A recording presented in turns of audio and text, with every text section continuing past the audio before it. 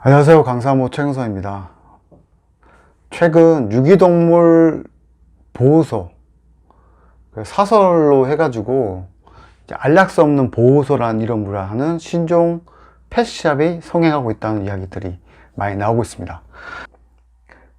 제가 그래서 서두에 이렇게 적었습니다. 강아지를 사랑하고 좋아하는 사람들이 오늘도 여전히 속고 속이는 현실 속에서 강아지를 입양하고 있다.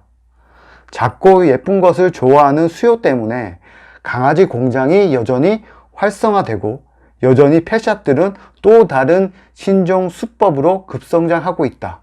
펫샵이 다 나쁜 건 아니지만 오늘날 많은 반려인들이 사기를 당하면서 전하는 메시지에서 펫샵에 숨겨진 어두운 면들을 보게 됩니다. 정말 강아지를 사랑하는 사람들에게 상처를 입히고 있는데요. 이에 강사모는 펫샵 사기 유형 탑 10에 대해서 글을 쓰고자 한다라고 제가 이제 서두에 문을 열었습니다. 새로운 강아지 분양, 이 사기라고 이야기하는 거는 어떤 식으로 진행되고 있는지 한번 이야기해 보도록 하겠습니다. 여기에 대한 관련된 뉴스들은 지금 이미 많이 나와 있어요. 그리고 저도 뭐 많은 반려인들로부터 뭐 카톡이라든지 뭐 페이스북이라든지 다양한 매체를 통해서 그런 이야기들을 전해 듣고 있는데 참 마음이 아프더라고요. 안락사 없는 보호소라는 명목으로 유혹하여 강아지 분양 알선하는 펫샵 사기 유형 탑 10입니다. 자, 그럼 시작하겠습니다. 첫 번째는 키우다가 사정이 생겨서 못 키운 아이를 맡아주는 조건으로 수백만 원의 금액들을 요구를 한대요. 그러니까 내가 입양시켜 줄 거니까 강아지를 맡기세요.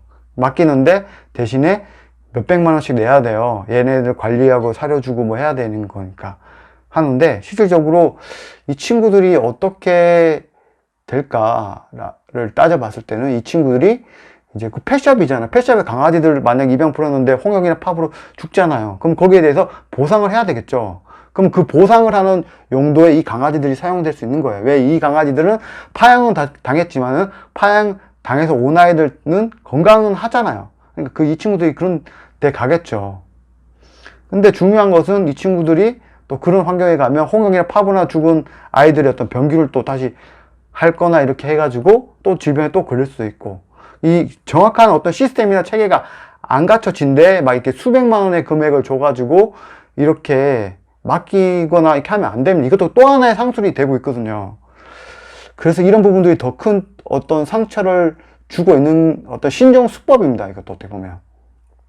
그리고 두 번째는 유기동물을 보호한다는 명목으로 접근해서 강아지를 분양하는 거죠. 이게 뭐냐면 유기동물을 보호해가지고 이제 아까 말했던 그 안락사 시키지 않는 보호소라고 해요. 와요, 소비자. 그러면 이 유기견은요 이런 문제점이 있어요. 또 유기견 키우면요 이렇게 힘들어요. 유기견 하다 보면 이런 것도 있어요.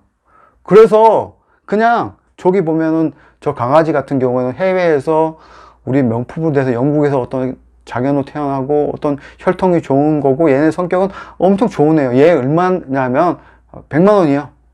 예. 이런 식으로 어떻게 설득이 드러나죠. 그러니까 유기견의 단점을 엄청나게 어필을 하고 이 강아지 분양의 좋은 점만 이야기해서 소비자로 하여금 강아지 분양을 유도하는 그런 식의 패턴으로 또 진행이 되고 있고요. 세 번째는 펫샵에서 강아지에 대한 생명 윤리보다 돈벌을 위한 계약이 먼저라는 거죠. 그러니까 펫샵에서 강아지에 대해서 이 사람이 잘 키울 수 있는 사람인지, 이 강아지를 입양하면 정말 올바르게 키울 수 있는 사람인지 그런 것들에 대해서 신경 쓰지 않아요. 그냥 빨리 돈을 벌고 빨리 계약해가지고 이 사람한테 강아지 한 마리만 더 팔아야 되는 그런 상황에 놓여 있다 보니까 생명에 대한 어떤 존중이나 생각들은 거의 없는 거죠. 예. 돈이 먼저인 경우가 많기 때문에 그렇게 할 경우에는 빨리 어떻게든 빨리 계약 뭐 할인해 줍니다 뭐 합니다 해가지고 사인을 빨리 유도하는 경우가 많으니까 그런 경우에는 계약서라든지 내용들을 좀 꼼꼼하게 보셔야 됩니다. 만약 너무 그렇게 막 그 팔려고만 접근하시는 분들이 있다면 거기는 좀 의심을 해 보셔야 된다는 말씀을 드리고요. 네 번째는 강아지 분양 계약서의 내용이 소비자에게 불리한 조항으로 되어 있습니다. 그러면 이렇게 되어 있는 부분들을 우리가 어떻게 알 수가 있을까요? 그러면 그런 부분들에 대한 것들을 여러분들이 잘 캐치를 하셔야 되거든요. 그럼 그런 부분들을 잘 캐치할 수도 있도록 이 독소조항이 있는 부분들을 잘 읽어 보셔야 돼요. 강아지의 잠복기는 15일 정도 돼요. 그러면 여기에 만들어 놓은 계약서의 내용이 어떤 질병에 어떤 이슈가 생겼을 때 어떤 문제로부터 보호하는지를 잘 보셔야 됩니다. 그래서 특약이라든지 이런 것도 잘 거셔서 계약서를 잘 작성하셔야 됩니다. 그리고 5번째는 안락사 없는 보호사라는 거짓말로 소비자를 현혹해가지고 후원금을 받는 경우도 있대요. 그러니까 내가 이렇게 좋은 일 하니까 돈을 내세요 라고까지는 이야기하지 않겠지만 이렇게 후원해 주시면 좋습니다 해가지고 또 거기에 또 수익을 또 챙기고 안락사 없다. 예. 근데 그 강아지가 어떻게 펫샵이라는 강아지를 팔고 사고 이렇게 하는 어떤 구조에서 이 안락사 없는 보호소의 어떤 의미, 뭐 행동 이런 것들이 정말 제대로 표현될 수 있을지는 퀘스천입니다. 그래서 거짓말이 너무 심한 이런 펫샵에서는 강아지를 되도록 입양하지 않는 것이 좋습니다. 그리고 6번째는 유기동물을 보호한다는 미끼 상품으로 유기동물의 단점을 홍보한다. 앞에서 말했던 것처럼 보호보다는 이런 미끼 상품을 만들어 놓는 거죠. 예. 그래서 굉장히 저렴하게끔 만들어서 이제 유기동물의 단점을 막 홍보하는 거죠. 그러니까 그 아이들을 보게 해놓고 다른 걸로 유도를 하는 거죠. 펫샵을 운영한다고 하면서 유기동물을 보호한다는 명목으로 미끼 상품을 유기동물을 활용하는 거죠. 유기동물을 이제 홍보하는 거죠. 그래서 일단 호객행위를 하는 그런 패턴이 있고요. 그리고 7번째는 이 펫샵이란 공간에 이제 브랜드 대상이랑 알 수 없는 인증들이 너무 많아요. 그러니까 공신력이 있는 기관에서 어떤 상이나 그런 것들 준 건 아니라 보통 기업을 운영해 보신 분들은 아는데 기업으로 전화가 옵니다. 저기 이번에 그 브랜드 대상 하는데 이번에 얼마 내시면은 참여하시면 뭐 돈 100만 원이면은 제가 거기 대상 드릴게요. 이 반려동물 분야에 대상 드리겠습니다 해가지고 그런 상장들이 어마어마하게 많아요. 그렇게 되면은 소비자들은 그 상이 어떻게 나오고 어떤 기준으로 어떻게 되는지 몰라요. 그냥 상 받았구나, 믿을 수 있는 데구나, 좋은 일 하네 이렇게 접근한 거죠.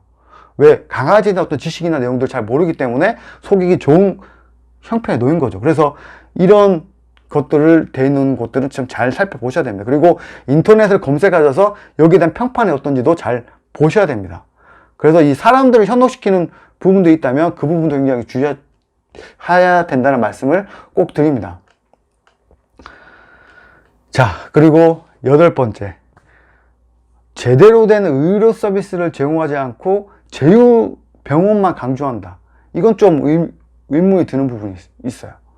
그러니까 강아지에 대해서 아플 수가 있잖아요. 근데 그 오신 보호자분이 그 근처에 사는 경우도 있고 아닌 경우도 있단 말이에요.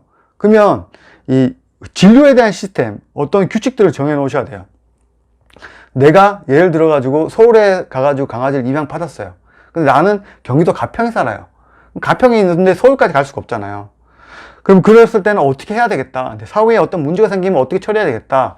어떤 그 룰을 미리 정해 놓으셔야 된다는 겁니다. 그래서 나는 모르겠고 그냥 내가 말하는 그 제혈병이 막 무조건 치료해야 된다 이러면 걔가 어느 정도 잘못되는 그 순간이 왔는데 이 타임이 있거든요. 골든 타임이 있어요. 그 타임을 또 놓쳐가지고 폐사하는 경우도 있기 때문에 이런 부분에 대한 것들은 사전에 보호자가 계약할 때 정확하게 정의하시고 결정하셔야 된다는 걸 말씀드립니다. 그리고 9번째, 강아지를 입양시키는 사람들의 대부분이 기본적 지식이 너무 부족합니다. 요즘 인터넷상으로도 지식과 정보가 너무 많이 나와 있어요. 너무나 충격적이었던 것은 강아지를 분양하는 사업을 하는 사람들 중에도 이런 지식들이 너무 부족한데 그냥 물건처럼 팔려는 사람들이 많아요. 그래서 잘 물어보세요. 강아지 이런 것들은 어때요? 이런 훈련들은 어때요? 이런 행동들은 어때요? 이런 것들은 어떻게 해야 돼요? 했는데 답을 못한다. 그럼 거기에서는 절대 입양하지 마세요. 예, 강아지를 키운다는 사람들에게 적어도 어느 정도 알려줄 수 있는 그런 곳에서 입양을 받으셔야지 체계적으로 강아지를 키울 수 있습니다. 여러분들 그분들한테 도움을 받으셔야 되거든요. 10번째로 강아지를 입양할 때는 굉장히 친절한데 문제가 생기면 회피하는 사람들이 있습니다. 강아지 입양시킬 때 특약 등 어떤 조치를 정확하게 해서 기록해 놓지 않으면 사전에 강아지 입양시킬 때 굉장히 친절한데 문제 생기면 회피해버리고 연락도 안 되고 다음에 해결해 줄게요. 언제 해결해 줄게 이러면서 질질질질 끊는 경우가 있습니다. 예, 그렇기 때문에 지금 말씀드렸던 이러한 10가지 정도에 대한 정보들을 여러분들이 심각하게 고민하셔서 이 안락사 없는 보호소로 유혹해서 강아지 분양을 알선하는 펫샵의 이 사기 유형에 절대 속지 않는 우리 강사모 회원 여러분들 됐으면 좋겠습니다. 펫샵 사기 유형 탑 10에 대해서 오늘 말씀드렸습니다. 저는 지금까지 강사모 최영선이었습니다. 반려견에 대한 고민과 어려움이 있다면 강사모 TV 소재나 사연을 보내주세요. 여러분의 소중한 소재나 사연으로 함께 하겠습니다. 고맙습니다.